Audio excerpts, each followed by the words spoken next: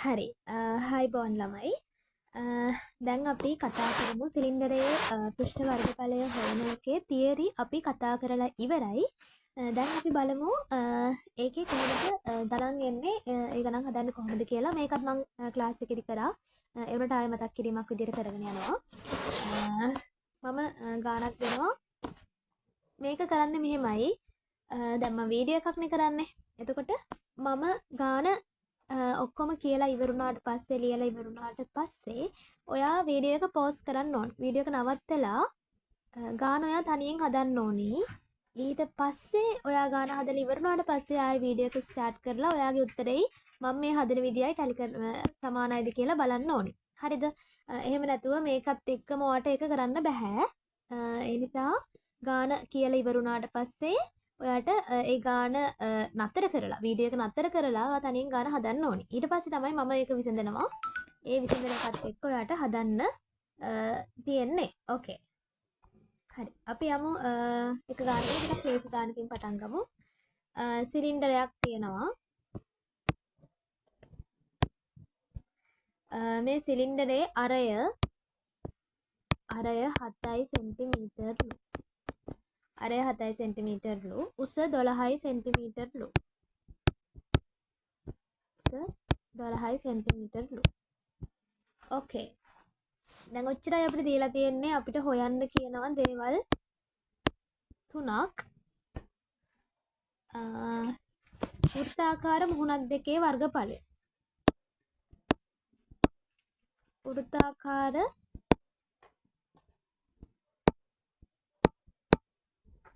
මුහුණක් දෙකේ වර්ගඵලය හොයන්න ඕන එකක්. දෙක වක්‍ර පෘෂ්ඨයේ වර්ගඵලය හොයන්න ඕන. වක්‍ර පෘෂ්ඨයේ වර්ගඵලය හොයන්න ඕනේ. 3 මුළු පෘෂ්ඨ වර්ගඵලය හොයන්න ඕනේ. මුළු පෘෂ්ඨ වර්ගඵලය හොයන්න ඕනේ. රයිට්. දැන් මම මේ වීඩියෝ එක විතරයි කියන්නේ. වීඩියෝ එක පෝස් කරන්න ආයෙ පටන් ගන්න මේ කතන්දර ටික. එතනින් එහාලට ඔයාලා ඉස්සරහට වීඩියෝස් වලදී ඒ විදියට කරගෙන යන්න ඕනි. දැන් වීඩියෝ එක පෝස් කරා මේ ගාන තනියෙන් හැදුවා. හරි. මම දිගටම කන්ටිනියු කරන් යනවා. ගාන හදලා ඉවරලා තමයි මේක බලන්නේ. හදන විදිය. රයිට්.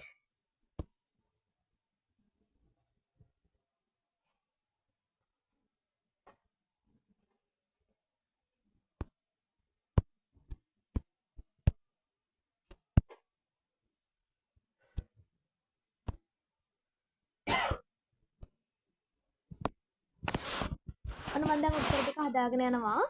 පළවෙනි එක වෘත්තාකාර මුහුණක් දෙකේ වර්ගඵලය.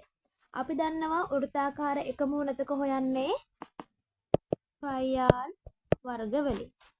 එහෙනම් දෙකක හොයන්නේ 2πr වර්ග. ඔච්චරයි. හරිම සරලයි. හරි.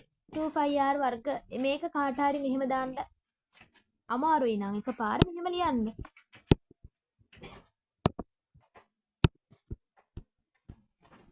πr වර්ග එකතු කිරීම πr වර්ග 2πr වර්ග. මෙහෙම ගත්තට කමක් නැහැ. මෙහෙම ගන්න මේ විදියට එකපාරටම ගන්න බැරි නම්. ඕකේ? රයිට්. හරි.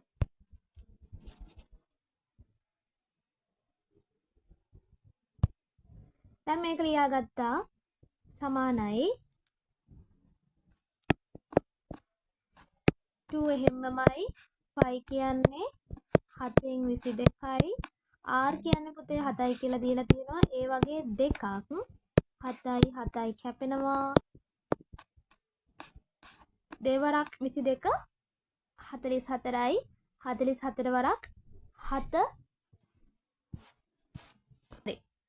අපිට තියෙන්නේ හරි. දෙවරක් 22 වරක් 2 44යි 44 වරක් 7 කීයද කියලා බලන්න ඕනේ.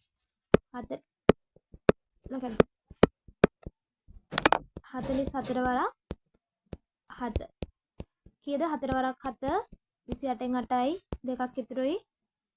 4 වරක් 7 28යි 2යි 30යි 308යි. එහෙනම් ඔන්න 308යි කියලා ආවා. අපිට වෘත්ත දෙකේම වර්ගඵලය වර්ග සෙන්ටිමීටර. වර්ග සෙන්ටිමීටර. හරි. ඔන්න බලන්න මේ පළවෙනි එක ඔයාට ආවද කියලා සහ මේකම මේ විදිහට වඩා චුට්ටක් වෙනස් විදිහකට ආයෙත් හදන්න පුළුවන්. මෙන්න මේ විදිහට මම ඒකත් ඔයාලට කියා දෙන්නම්.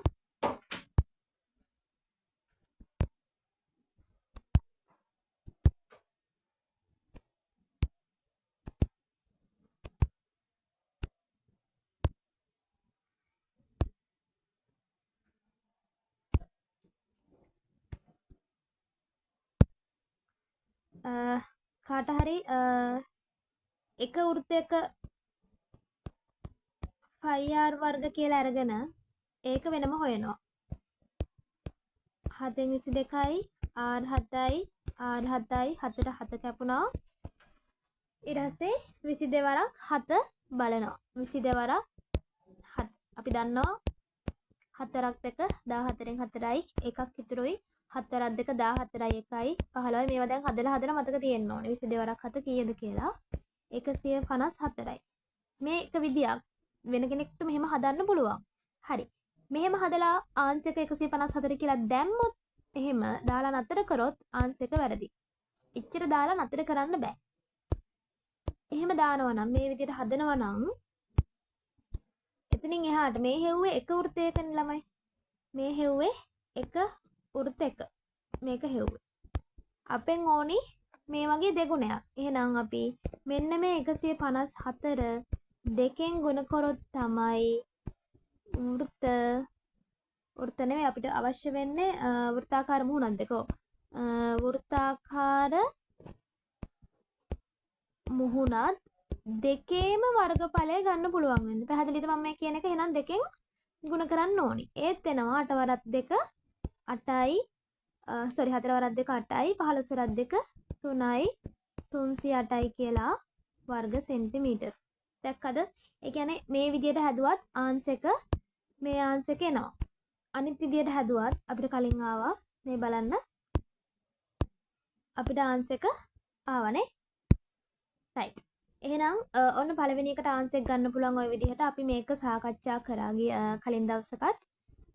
මම කලින් කිව්වා තියරි උගන්වද්දී ඔයාලට මතක ඇතේ 5r වර්ග වෘත්තය කොහොමද හොයන්නේ 5r වර්ග. මෙතන තියෙන සිම්පල් ඒ දේ. අපි පාඩම් පළවෙනියටම ඉගෙන ගනිද්දිත් මේක ඉගෙන ගත්තා. හරි. දැන් අපි යමු දෙවෙනි කොටසට.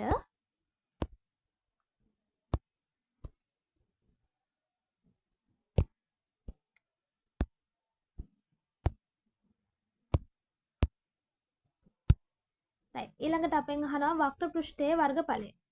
right. වක්‍ර පෘෂ්ඨයේ වර්ගඵලය හොයන විදිහත් මම කිව්වා සමීකරණයක් තියෙනවා මතක තියාගන්න කියලා.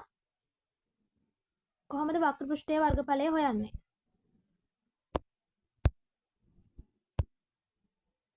මෙන්න මෙහෙම කෑල්ලක්නේ තිබ්බේ.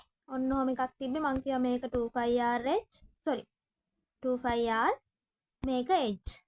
හරි. එහෙනම් අපි කොහොමද මේක හොයන්නේ? හරිම ලේසි.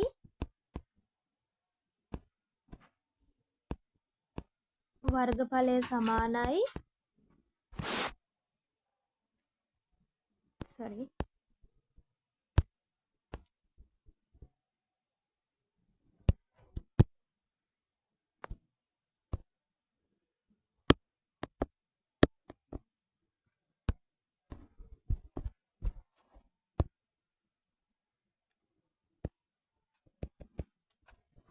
වර්ගඵලය සමානයි 2πrh. මේකට වක්‍ර පෘෂ්ඨයේ වර්ගඵලය කියලා දාන්න වඩාත් නිවැරදි.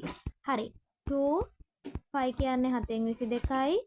r කියන්නේ 7යි. h කියන්නේ කීයද ළමයි අපිට දීලා තිබ්බ h කියන්නේ 12යි කියලා නේද? h කියන්නේ 12යි. ඔය අපිට දීලා තියෙනවා h කියන්නේ 12යි කියලා. right. h කියන්නේ 12යි. 7ට 7 කැපෙනවා. ඊළඟට අපිට ගන්න පුළුවන් 12 වරක් 22 කීයද? 12 වරක් 22 අපි ගුණ කරමු. මෙහෙම ගුණ කරන්න තිබ්බොත් මම කියලා තියෙනවා එකම ඉලක්කම් දෙකක් තියෙන කැටට දාන්න. එතකොට එකපාරයි ගුණ කරන්න තියෙන ලේසි 24යි 24යි දානවා. පොඩි කෙටි ක්‍රම හරිද? right. 264යි. මේ කෙටි ක්‍රම හදාගන්න එකම ඉලක්කම යටට එනවා. මෙන්න මේ 22 යටට දැම්මොත් 1.12ක් විතරක් දෙකෙන් ගුණ කරා නම් ඇති. අනිත් තැනටත් 24ම තමයි එන්නේ. ඊට පස්සේ ඒ දෙක ලියලා ගුණ එකතු කරන්න තියෙන්නේ. හරිද? පොඩි කෙටි ක්‍රම කියා දීලා තියෙන්නේ. හරි. ඔන්න එනවා 264. ඒක නෙවෙයි අපිට ඒකේ දෙගුණේ ඕනි. මොකද මෙතන දෙකක් තියෙනවා. හොඳේ. හරි. එහෙනම් අපි ඒක දෙකෙන් ගුණ කරලා ආන්සර් එක දාමු.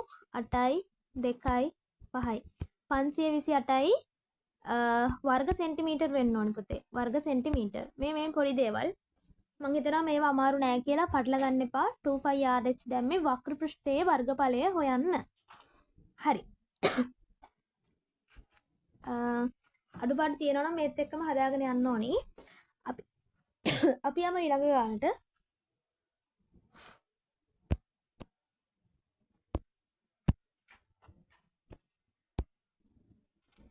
අපෙන් අහනවා මුළු පෘෂ්ඨ වර්ගඵලය. ඉතින් මුළු පෘෂ්ඨ වර්ගඵලය කිව්වහම ඉතින් ඇත්තටම මේකේ අපිට අර ෆෝමියුලා එක දාලා හදන්නත් පුළුවන්.